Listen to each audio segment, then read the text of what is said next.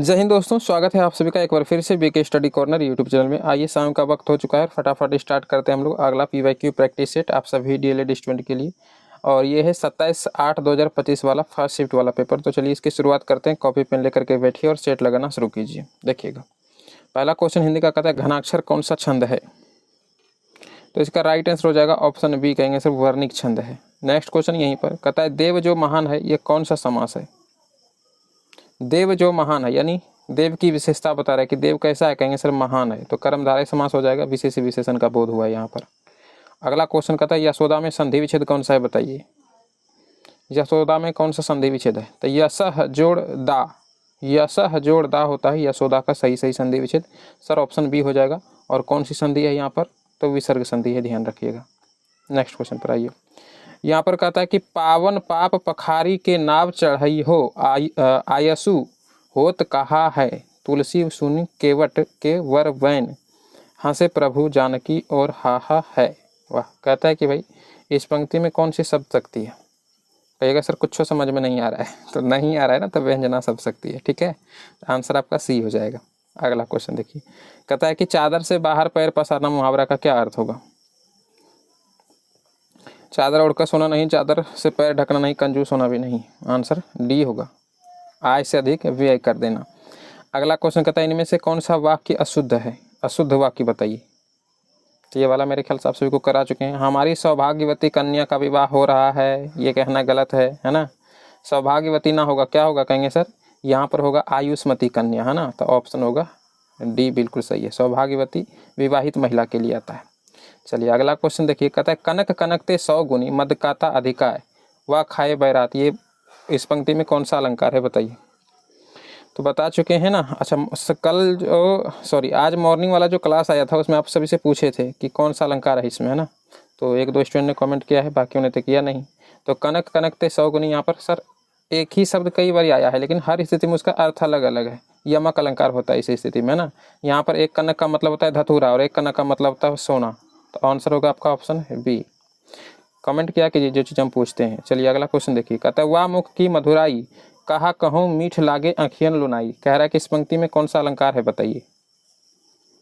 देखिए इसमें हो जाएगा विरोधाभास अलंकार। कहिएगा सर कैसे, यहाँ पर समझिए। मीठ लागे आँखियन लुनाई, लुनाई माने होता है कि नमकीन, नमकीन। अच्छा, इसका अर्थ यदि आपको समझाने का प्रयास करें तो इसका कहने का अर्थ है कि उस मुख की सुंदरता का क्या ही कहना, जहाँ पर आँखों का नमकीन भी देखने में मीठा लगता है।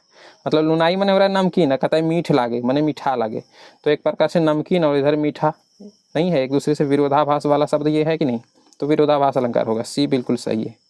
अगला क्वेश्चन देखिए, कहता है चढ़ चेतक पर तलवार उठा करता था भूतल पानी को, राणा प्रताप सर काट काट करता था सफल जवानी को। तो राणा प्रताप वाला घोड़ा नाम क्या था उसका, चेतक, उसके बारे में ये लाइन लिखा हुआ है। वीर रस होगा ना यहाँ पर, कहिएगा हाँ सर, सी बिल्कुल सही है। अगला क्वेश्चन देखिएगा, यहाँ पर क्या कह रहा है। देखिएगा यहाँ पर कह रहा है कि जब वाक्य या कविता में कोई शब्द अपने मुख्य अर्थ यह शब्दकोशी अर्थ प्रकट करता है तो वहाँ पर कौन सी शब्द शक्ति होता है। अच्छा, मुख्य अर्थ यदि प्रकट करे, है ना। तो मुख्य अर्थ का क्या कहने का मतलब सर, ये अभिधा के बारे में कह रहा है। मुख्य अर्थ तो यही होता है, इसमें थोड़ा सा चेंजिंग करेंगे तो लक्षणा, और बहुत ज़्यादा चेंजिंग कर देंगे तो व्यंजना कहलाएगा। तो अभिधा मुख्य होता है, करेक्ट आंसर ऑप्शन ए होगा। अगला क्वेश्चन देखिए, किस अलंकार में व्यंजन वर्णों की आवृत्ति लगातार होती है, मतलब पुनरावृत्ति बोल सकते हैं, है ना। वर्णों की आवृत्ति किस में होती है, तो व्यंजन वर्ण कहे या स्वर वर्ण कहे या फिर सिंपली वर्ण की पुनरावृत्ति कहे, तो कौन सा अलंकार होगा, कहेंगे सर अनुप्रास अलंकार में ऐसा होता है। चरर मरर खुल गए अरर रब स्फुटों से, इसमें अलंकार बताइए। तो देखिए यहाँ पर ही हो जाएगा अनुप्रास अलंकार। अनुप्रास अलंकार में क्या होता है सर, अभी आपको बताएं, वर्णों की पुनरावृत्ति है। देखिए यहाँ पर र की पुनरावृत्ति कितनी बार हुई है, यहाँ पर भी रो, यहाँ पर भी रो, यहाँ पर भी रो, है ना। र कितनी बार आया है, तो कौन सा अलंकार होगा, कहेंगे सर अनुप्रास अलंकार। अगला क्वेश्चन कहता है मगन में कितने लघु और कितने गुरु वर्ण होते हैं। या मा तारा वाला ट्रिक, या मा तारा, इसके बाद भी और आते हैं, लेकिन पूछ रहे हैं यहाँ मगन वाला। तो मगन को पकड़िए और 3 लाइन तक लेके जाना है। तो म में आकर सर गुरुवर्ण होगा, तो में आकर सर गुरुवर्ण होगा, राम रो में भी आकर सर यहाँ पर भी गुरु, यानी मगन में टोटली 3 गुरुवर्ण ही होते हैं। तो करेक्ट आंसर ऑप्शन आपका ए हो जाएगा। समझ गए ना। चलिए अगला क्वेश्चन देखिए। अच्छा, ये है गद्यांश वाला क्वेश्चन, पढ़िए पहले। कहता है विद्यार्थी जी किस पत्र के लिए लिखा करते थे। अच्छा, यानी आपका गद्यांश देखना होगा, थोड़ा सा आपको देख लेते हैं। कह रहा है कि महान देशभक्त तथा पत्रकार श्री गणेश शंकर विद्यार्थी जी का जन्म 26 अक्टूबर सन 1980 को इलाहाबाद में हुआ था। इनके पिता ग्वालियर राज्य में अध्यापक थे। अतः विद्यार्थी जी की प्रारंभिक परीक्षा ग्वालियर राज्य के मुंगावली नामक स्थान से ही प्रारंभ हुई। उन्होंने उर्दू, फारसी, अंग्रेजी, इतिहास, गणित आदि विषयों का अध्ययन भी किया। कानपुर स्थित क्राइस्ट चर्च कॉलेज में इन्होंने एंट्रेंस की परीक्षा उत्तीर्ण किया। आप लोग भी जो एग्जाम देने जा रहे हो क्या है? एंट्रेंस है। एंट्रेंस माना होता है प्रवेश परीक्षा, कि भाई इस चीज़ में हम प्रवेश करने जा रहे हैं, तो उसी को एंट्रेंस कहते हैं। इनका विवाह चंद्र प्रकाश देवी से हुआ। आगे देखिएगा, अभी हम लोग का क्वेश्चन का आंसर नहीं मिला है, यहाँ पे मिलेगा। देखिए, कहता है यहीं उनका संबंध पत्रकारिता से हुआ। इन्होंने अपने समय के पत्र कर्मयोगी के लिए लेख और टिप्पणियों और समाचार पत्र लिखना प्रारंभ किया। किस पत्र के लिए? कहेंगे सर कर्मयोगी नामक पत्र के लिए। क्वेश्चन आपका कहता है विद्यार्थी जी किस पत्र के लिए लिखा करते थे? तो आंसर कौन सा हो जाएगा? कहेंगे सर कर्मयोगी के लिए। चलिए अगला क्वेश्चन देखिए, कहता है फूल हंसे कलियां मुस्काई कौन सा अलंकार है बताइए?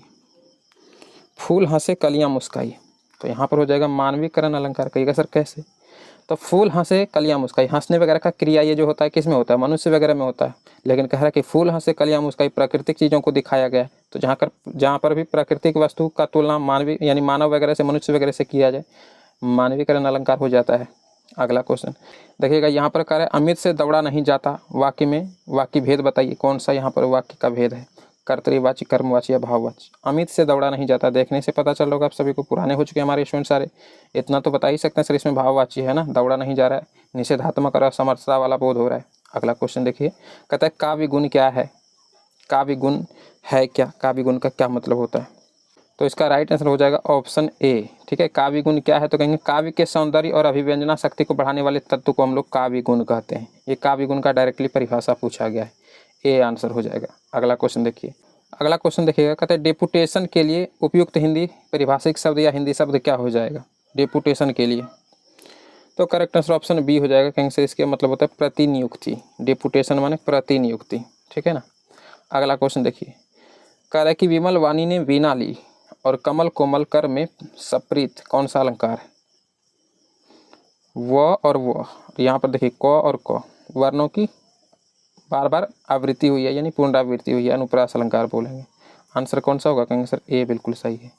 नेक्स्ट क्वेश्चन पर आइए, कहते हैं रुचि घर जा रही है, वाक्य में कौन सा वाच्य है बताइए? तो घर जा रही है कौन? तो रुचि, यहाँ पर रुचि प्रधान हो जा रहा है, तो कर्तृवाची बोलेंगे है ना, तो कहेंगे हाँ सर ऑप्शन ए बिल्कुल सही है। अगला क्वेश्चन, और ये आप सभी को करा चुके हैं, कह रहे निम्न में कौन सा वाक्य शुद्ध है? 5 बैलों को होगा, 5 बैलों को, ये वाक्य शुद्ध है। आपके दर्शन हुए, यही आंसर होगा आपका। अगला देखिए, उसका प्राण उड़ गया, गलत है, उसके प्राण उड़ गए, ये सही होगा, उसके प्राण उड़ गए। अगला कहते हैं देवी पर अक्षत छींटा गया, ये कहना गलत है, देवी पर अक्षत छींटे गए। यदि आप छींटा शब्द यूज भी करते हैं तो छींटे गए कहिएगा, या फिर आप और भी शुद्ध करना चाहते हो तो ये कहिए कि देवी पर अक्षत चढ़ाए गए, ये बोल सकते हैं। तो आंसर फिर यहाँ पर कौन सा हो जाएगा? कहेंगे सर बी बिल्कुल सही है, आपके दर्शन हुए, यही शुद्ध वाक्य। अगला क्वेश्चन कहता है गगनचुंबी कौन सा समास है? गगनचुंबी में बताइए। तो गगनचुंबी में हो जाएगा तत्पुरुष समास। उत्तर पद इसका प्रधान है, जैसे गगनचुंबी कहे या मेघचुंबी कहे, ताराचुंबी कहे, तो यहाँ चुंबी शब्द कौन सा है? प्रधान है, तो इसको कौन सा समास बोलेंगे? कहेंगे सर तत्पुरुष समास बोलेंगे। अगला क्वेश्चन देखिए, कहता है नदी कलकल करती हुई बहती चली जा रही थी, इस वाक्य में बहती चली जा रही थी में कौन सा पदबंध है बताइए? बहती चली जा रही थी इसमें, तो बहना क्या है? कहेंगे सर एक प्रकार का क्रिया है, तो क्रिया भी पदबंध हो जाएगा, विशेषण नहीं बोलना है, बस क्रिया पदबंध है, कोई विशेषता थोड़ी बता रहा है, सिर्फ कह रहा है कि बहती चली जा रही थी, तो क्रिया पदबंध होगा। अगला क्वेश्चन कहता है राहुल मन लगाकर पढ़ता है, इस वाक्य का उद्देश्य बताइए। वाक्य में उद्देश्य कौन है? देखिए, उद्देश्य का कहने का आमतौर पर यही मतलब होता है कि कर्ता के ही बारे में, कर्ता को उद्देश्य माना जाता है। और एक होता है, वाक्य में 2 चीज़ होता है, एक उद्देश्य, एक होता है विधेय। विधेय उसको कहते हैं कि भाई उद्देश्य क्या कर रहा है या उद्देश्य के बारे में क्या लिखा हुआ है, उसको विधेय कहते हैं। तो इससे उद्देश्य यदि हम लोग राहुल को मान लें तो विधेय उसको बोलेंगे कि राहुल कर क्या रहा है। तो राहुल मन लगाकर पढ़ रहा है, तो ये वाला लाइन हो जाएगा, इसको क्या बोलेंगे? इसको हम लोग बोल देंगे विधेय। और राहुल क्या हो जाएगा यहाँ पर? उद्देश्य हम लोग का, है ना, कर्ता को उद्देश्य माना जाता है आमतौर पर। तो यहाँ पर देखिए सवाल क्या कर रहा है, कहता है उद्देश्य बताइए, तो उद्देश्य तो भाई यहाँ पर राहुल हो जाएगा, कर्ता यहाँ पर, समझ गए। लेकिन विधेय पूछता तो ये वाला हम लाइन लगाते हैं, देख रहे हैं, मन लगाकर पढ़ना, तो पढ़ना यहाँ पर क्या है? पढ़ता है, ये एक विधेय है कि कर क्या रहा है। अगला क्वेश्चन देखिए, कहता है जब विद्यालय में पढ़ाई बंद हो गई तब हम घर लौट आए, वाक्य में जो है वाक्य किस भेद से संबंधित है? अच्छा, तो यहाँ पर आप कहिएगा सर सिंपल है, जब, और यहाँ पर देखिए तब, और ये जब तब किस में आता है? तो आप सभी को पता है सर, ये मिस्र वाले में आता है ना, तो ये मिस्र वाक्य का उदाहरण है। आंसर आपका ऑप्शन ए हो जाएगा। साइन से स्टार्ट करते हैं। देखिएगा यहाँ पर कह रहा है किसी विद्युत बल्ब पर 220 वोल्ट तथा 100 वाट अंकित है। ठीक है, कोई विद्युत बल्ब है जिस पर 220 वोल्ट है कि 220 वोल्ट का वो बल्ब है और 100 वाट उस पर लिखा हुआ है। कहता है जब इसे 110 वोल्ट पर प्रचालित करते हैं तब इसके द्वारा उपयुक्त शक्ति कितना होगा, बताइए। 220 वोल्ट लिखा लेकिन 110 वोल्ट पर जब इसको चलाएंगे तो इसका विद्युत शक्ति कितना होगा। देखिए इसका वैसे तो बहुत लंबा चौड़ा, इसका फॉर्मूले पर जब बताएंगे तो काफ़ी लंबा चौड़ा चला जाएगा। आप एक काम करिएगा, ये वाला क्वेश्चन हो सकता है मान तो यही रहेगा, चेंज भी नहीं करेगा। अगर पूछ भी लेगा तो आपको क्या करना है, ये जो 110 वाट जिस पर हमको चलाना है, इस 110 वोल्ट का आप स्क्वायर कर दीजिएगा। और ये जो 210 वोल्ट जो है कि बल्ब में अंकित किया गया है, इसको नीचे रख करके इसका भी क्या करना है, स्क्वायर कर देना है। 220 वोल्ट का इसका भी स्क्वायर कर देना है और गुना कर देना है मल्टीप्लाई ये वाला 100। ठीक है, यानी जो वाट उस पर अंकित है इससे बस गुना कर देना। यही आपका पावर वाला फार्मूला यहाँ पर सिंपल समझिए कि निकल जाएगा। वैसे इसका बहुत लंबा चौड़ा सॉल्यूशन है, आपको बस यही करना है, इसका स्क्वायर कर देना है और इसके स्क्वायर से भाग दे देना है और बीच में ये गुना कर देना है इस वाले वाट से। ठीक है, बस ये करना। तो इसको हम यदि सॉल्यूशन करें तो क्या होगा, कहेंगे सर 110 गुना 110, स्क्वायर का मतलब तो वही होता है और ये 100 गुना कहने का मतलब ऊपर में ही गुना है और नीचे हो जाएगा 220 और गुना 220। बस सॉल्यूशन करिए, 0 से 0 काटेंगे, 0 से 0 काटेंगे, 11 से 11 दूना 22, इधर 11 से 11 दूना 22, 2 से 50 और फिर 2 से 25 हो जाएगा। तो क्या निकल गया, कहेंगे सर यहाँ पर पावर हमारा निकल गया 25 वाट। कहाँ पर दे रखा है, कहेंगे सर ऑप्शन डी में दे रखा है, यही आपका आंसर होगा। ठीक है ना, बस यही करना है आपको। अगला क्वेश्चन देखिए, कहता है शरीर निर्माण करने वाला भोजन क्या है। शरीर निर्माण करने वाला भोजन किसको मानते हैं, तो भैया प्रोटीन को माना जाता है। क्या हो जाएगा आंसर, कहेंगे सर प्रोटीन को मानते हैं। इसलिए प्रोटीन को ना बॉडी बिल्डिंग फूड कहा जाता है। लिख लीजिए अगर आपसे पूछा जाए कि बॉडी बिल्डिंग सही लिख रहे हैं, बिल्डिंग, हाँ चलिए, बॉडी बिल्डिंग फूड यदि आपसे पूछा जाए कि किसे कहते हैं तो प्रोटीन को कहते हैं। ये हमारे शरीर के निर्माण में महत्वपूर्ण भूमिका निभाता है। अगला क्वेश्चन देखिएगा, यहीं पर पसीना काफ़ी ज़्यादा आ रहा है। देखिएगा, कहता है एक बालक अपने घर से पूर्व दिशा में 100 मीटर की दूरी 50 सेकंड में तय करता है और अपनी दिशा बदल लेता है और पुनः 100 मीटर की दूरी 50 सेकंड में तय करके वापस घर लौट जाता है। ओह, मतलब यहाँ से ये हो सकता है चलना शुरू किया और पूर्व दिशा में जा रहा है। 100 मीटर भाई ये चला और 50 सेकंड में तय करके यहाँ पर पहुँच गया, फिर वापस दिशा बदल लिया और वापस ही कहता है आगे यहीं पर, यानी कि पक्का है कि वो इसी दिशा में फिर वापस आया और वही 100 मीटर की दूरी तय करके 50 सेकंड में फिर यहीं पर वो आ गया। तो यदि आपसे यहाँ पर पूछा जाए कि विस्थापन कितना होगा तो विस्थापन को शून्य माना जाएगा। समझ गए क्यों, क्योंकि विस्थापन उसको कहते हैं जहाँ पर वस्तु हट करके दूसरा स्थान परिवर्तन कर ले, तब हम उसको विस्थापन कहते हैं। तो ये कहीं पर भी घूम के वापस उसी स्थान पर आ जाएगा तो विस्थापन शून्य मान लिया जाता है। तो ये तो वहाँ यहाँ पर यही हो रहा है। तो यदि आपसे पूछा जाए कि विस्थापन क्या होगा तो विस्थापन हम लोग शून्य बताएंगे, लेकिन वहाँ पर कह रहा है कि औसत वेग बताइए क्या होगा। देखिए बाबू, औसत वेग वाला फार्मूला क्या होता है, जितना दूरी दिया हुआ है कुल विस्थापन बटे कुल समय से भाग दीजिए, बस यही इसका ट्रिक। ठीक है, औसत वेग वाला। तो औसत वेग का क्या हो जाएगा सर, कुल दूरी जोड़ना है तो 100 मीटर यहाँ है सर, 100 मीटर यहाँ है, दोनों को जोड़िए कितना हो जाएगा, कहेंगे सर 200 मीटर निकल गया। और कुल समय कहेंगे सर 50 सेकंड यहाँ है, 50 सेकंड यहाँ है सर, 100 सेकंड हो गया। बस मीटर प्रति सेकंड में है ही तो बस कटा दीजिए, क्या निकल जाएगा 2 मीटर प्रति सेकंड आपका औसत वेग निकल जाएगा। कहाँ पर दे रखा है, कहेंगे सर ऑप्शन ए में दे रखा है, यही आपका आंसर हो जाएगा, लेकिन विस्थापन शून्य होगा। अगला क्वेश्चन देखिए, कहता है पृथ्वी के वायुमंडल में पाई जाने वाली गैसों में नाइट्रोजन की मात्रा कितनी होती है। कहिएगा सर आप बताए हैं कितना हो जाता है, तो 78%। यही 78% का परसेंट हटा करके सिर्फ मान लिखा गया है, तो कौन सा आंसर हो जाएगा 0.78। यानी इसको जब परसेंट में आप तोड़ करके इसको जब सिंप्लीफिकेशन जब इसको आसान बनाइएगा तो इस प्रकार से 0 0 जा करके लास्ट में 5 आता है। तो बस आपको ये देखना है कि भाई 0.78 है किस ऑप्शन में, यही होगा आंसर आपका। ठीक है, चलिए परसेंट में पूछेगा तो 78% सिंपली बोलना है। यहाँ पर देखिए, कहता है किसी ठोस के सतह क्षेत्र और कण आकार के बीच संबंध को इस प्रकार से परिभाषित किया जा सकता है। क्या कह रहा है, किसी ठोस के सतह क्षेत्र और कण आकार के बीच के संबंध को किस प्रकार से दिखा सकते हैं। ऑप्शन ये रहा, आराम से पढ़िए और जवाब लगाइए। तो इसका करेक्ट आंसर क्या हो जाएगा, कहेंगे सर ऑप्शन बी बिल्कुल यहाँ पर सही है। ठीक है, माने कण का आकार में कमी के साथ साथ ठोस की सतह क्षेत्र बढ़ता हुआ देखा गया है, यही होगा इसका आंसर। ऑप्शन बी बिल्कुल सही है, ध्यान रखिएगा। अगला क्वेश्चन देखिएगा, यहाँ पर कह रहा है दो साम्राज्य वर्गीकरण के बीच अंतर नहीं करता है। ये क्वेश्चन ऐसे मोटा मोटा आपको समझ में नहीं आया होगा, इसका थोड़ा सा आपको मतलब समझाते हैं। आप ये समझिए, द्विजगत वर्गीकरण प्रणाली, द्विजगत वर्गीकरण प्रणाली किसने दिया था, तो उसका नाम था कैरोलस कैरोलस लीनियस, मेरे ख्याल से आप सभी लोग पढ़े होंगे ना, लीनियस शॉर्ट में लिख देते हैं। तो कैरोलस लीनियस ने दिया था द्विजगत वर्गीकरण प्रणाली। इसका कहना था कि यूकैरियोटिक और प्रोकैरियोटिक, एक कोशिकीय हो या बहुकोशिकीय हो, प्रकाश संश्लेषण वाला जीव हो या फिर गैर प्रकाश संश्लेषण जो प्रकाश संश्लेषण नहीं करता हो, सब में एक ही गुण होता है। लेकिन वास्तव में ऐसा होता है क्या? ऐसा नहीं होता है। तो वही कह रहा है कि द्वि साम्राज्य वर्गीकरण या द्विजगत वर्गीकरण के अंतर्गत कौन आते हैं? तो भाई ये सभी आते हैं। उसका कहना था कि ये सारे एक यूकैरियोटिक प्रोकैरियोटिक में कोई अंतर ही नहीं होता है, एक कोशिकीय बहुकोशिकीय में कोई अंतर नहीं होता है, प्रकाश संश्लेषण और गैर प्रकाश संश्लेषक में कोई अंतर नहीं होता है। तो ऑप्शन डी होगा आपका करेक्ट। लेकिन वास्तव में ऐसा हुआ नहीं, इसलिए इसका चला नहीं। तो आगे जाकर के फिर आता है RH व्हिटकर सावर, जो कि द्विजगत प्रणाली नहीं बल्कि 5 जगत प्रणाली लाया था। 5 अलग अलग विभाग में जो है जीवों का वर्गीकरण किया था। तो वो भी आप याद रखिएगा कि अगर आपसे पूछा जाए कि 5 जगत वर्गीकरण प्रणाली किसने दिया है, 5 जगत वर्गीकरण प्रणाली प्रणाली कौन दिया है, तो नाम था उसका RH व्हिटकर। और ये आपके एग्जाम में पूछा भी गया है, RH व्हिटकर साहब, यह ध्यान रखिएगा, ठीक है। चलिए अगला क्वेश्चन समझिए। कहता है कोशिका भित्ति के बारे में निम्नलिखित में से कौन सा कथन सत्य है? बताइए। कोशिका भित्ति के बारे में पूछ रहे हैं। तो कोशिका भित्ति मुख्य रूप से लिपिड से बनी होती है, ये कहना गलत है। कोशिका भित्ति लिपिड से नहीं बनी होती हो, कोशिका झिल्ली बनी होती है, और वो भी लिपिड प्लस प्रोटीन और फास्फोरस, ये तीनों चीज़ों से बना होता है। तो ये तो गलत हो जाएगा। कोशिका भित्ति मुख्य रूप से स्टार्च से बनी होती है, ये भी गलत है। प्रोटीन से बनी होती है, ये भी कहना गलत है। देखिए करेक्ट आंसर ऑप्शन डी हो जाएगा। कोशिका भित्ति मुख्य रूप से सेल्यूलोज से बनी होती है, बिल्कुल सही है ये, और मजबूत भी होता है। मृत कोशिका से ये बना होता है। तो करेक्ट आंसर कौन सा हो जाएगा? आंसर डी बिल्कुल सही है, सेल्यूलोज मृत ही होता है। अगला क्वेश्चन देखिए। कहता है कि किसी प्रजाति का वैज्ञानिक नाम किन 2 भागों में दिया जाता है? किसी भी जीव का प्रजाति का नाम किस तरीके से लिखा जाता है? तो इसका करेक्ट आंसर होगा ऑप्शन बी। ध्यान रखिएगा, पहले वंश का नाम आता है, फिर प्रजाति का नाम आता है। जैसे इंसान का यानी कि मनुष्य का जो वैज्ञानिक नाम है, उसका नाम है होमो सैपियंस, ये इसका नाम है, ये मनुष्य का वैज्ञानिक नाम है। समझ गए?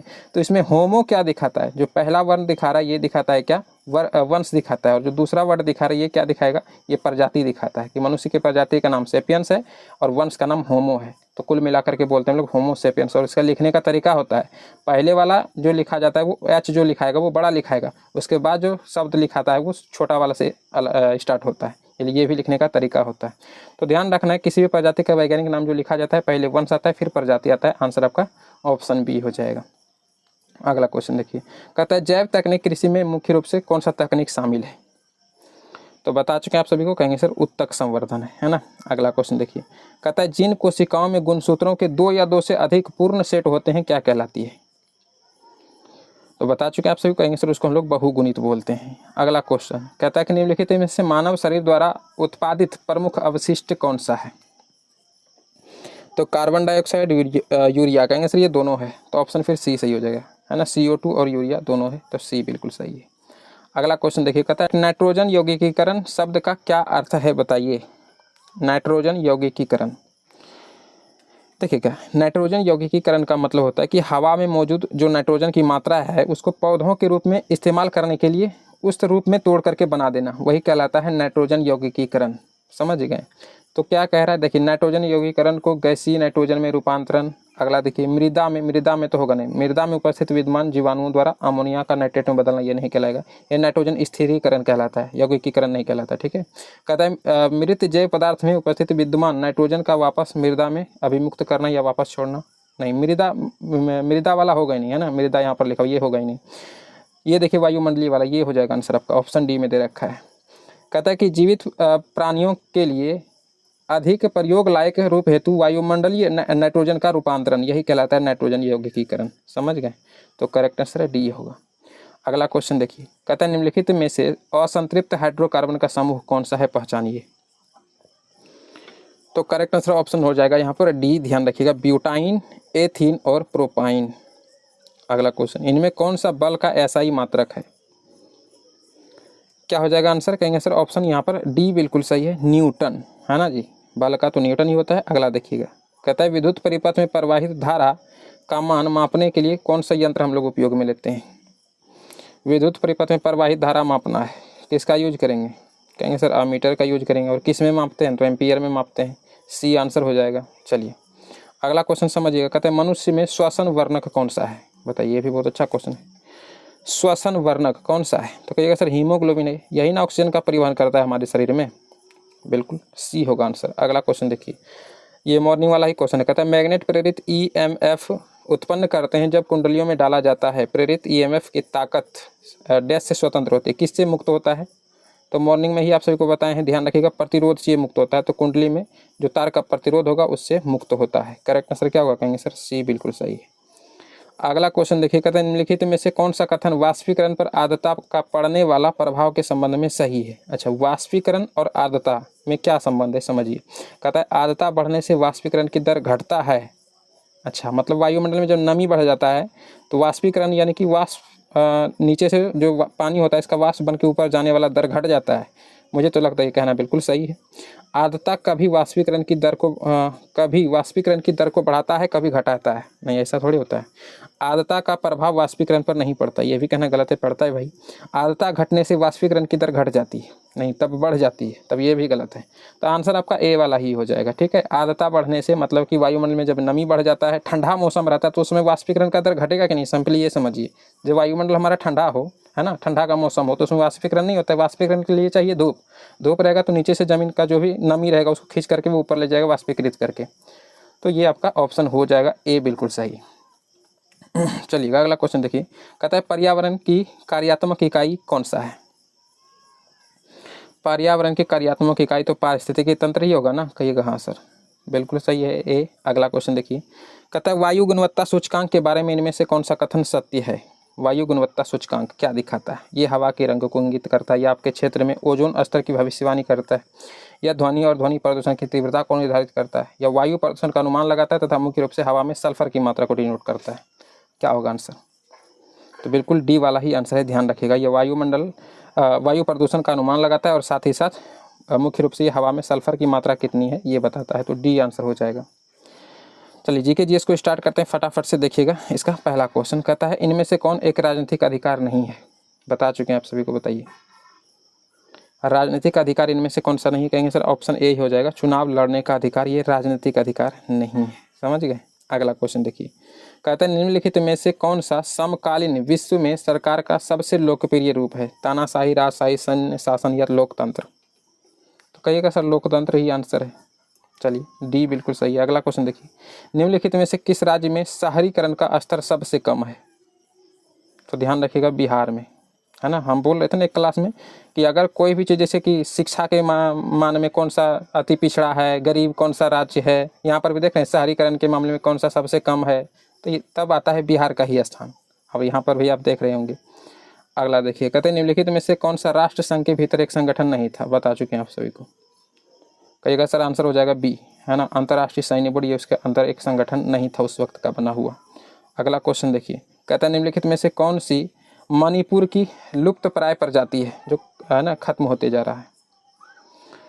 तो इसका करेक्ट आंसर ऑप्शन सी हो जाएगा, संगाई नाम है उसका। अगला देखिएगा, प्रतिनिधि भिन्नों में अंश हमेशा क्या होता है? बता चुके हैं, कहिएगा सर जी एक होता है। अगला क्वेश्चन यहीं पर, कहते हैं निम्नलिखित में से कौन सा भारत में वनस्पति वन्य जीवन के वितरण को प्रभावित करने वाला कारक है? तापमान, ऊंचाई, वर्षा या ये सभी? तो कहिएगा सर ये सभी हो जाएगा। ऑप्शन कौन सा हो जाएगा? डी बिल्कुल सही है। अगला क्वेश्चन, राज्यसभा के सदस्य का कार्यकाल कितना होता है? ये भी बता चुके हैं, कहिएगा सर जी 6 वर्ष होता है। निम्नलिखित में से कौन सा खनिज मोनाजाइट रेत में निहित है? बता चुके हैं ये भी, कहिएगा हाँ सर ऑप्शन सी हो जाएगा, थोरियम। अगला क्वेश्चन देखिएगा, 1855 ईस्वी में संथाल विद्रोह का नेता कौन था? कहिएगा सर जी सिद्धू नाम था उसका। क्या नाम था? सिद्धू। अगला क्वेश्चन कहता है भूमंडलीकरण शब्द का इजाद किसने और कब किया था? तो ध्यान रखिएगा बी आंसर हो जाएगा आपका, थियोडर लेविट। नाम क्या था उसका? Theodore Levitt. और कब? 1983 में भूमंडलीकरण शब्द का, है ना, प्रतिपादन बोल सकते हैं या इजाद बोलिए। 2011 की जनगणना के अनुसार भारत में निम्नलिखित में से किस राज्य की साक्षरता दर सबसे कम है?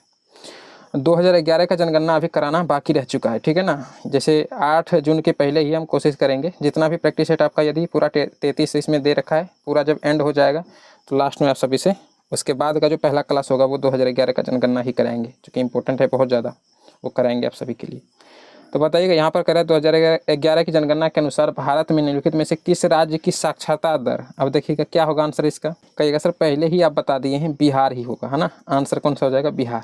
कम वाला चीज़ है तो समझ लीजिए बिहार ही होगा।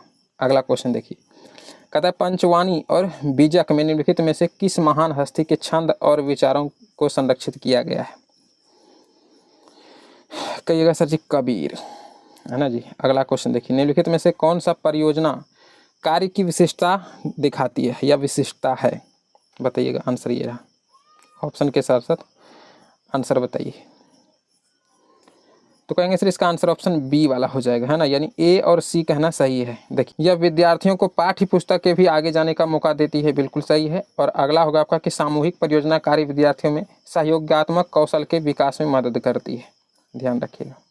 अगला क्वेश्चन देखिएगा, कहता है अमेरिका का संविधान किस वर्ष लागू हुआ था? इसका करेक्ट आंसर डी होगा, कहेंगे सर 1789 ईस्वी में।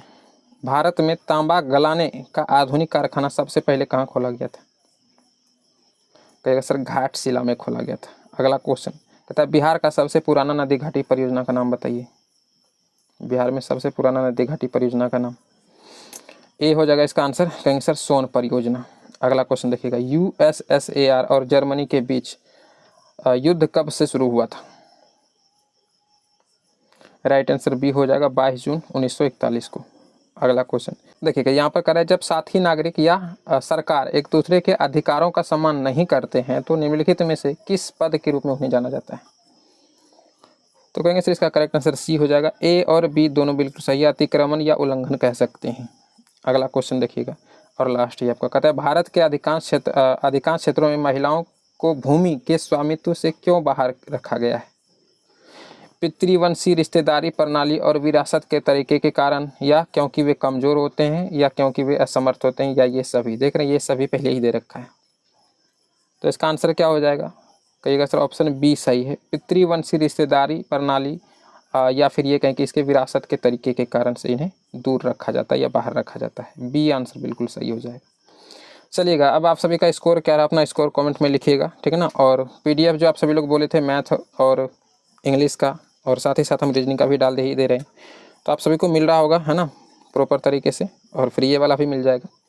तो चलिए मिलते हैं आपसे मॉर्निंग वाले क्लास में, तब तक के लिए जय हिंद।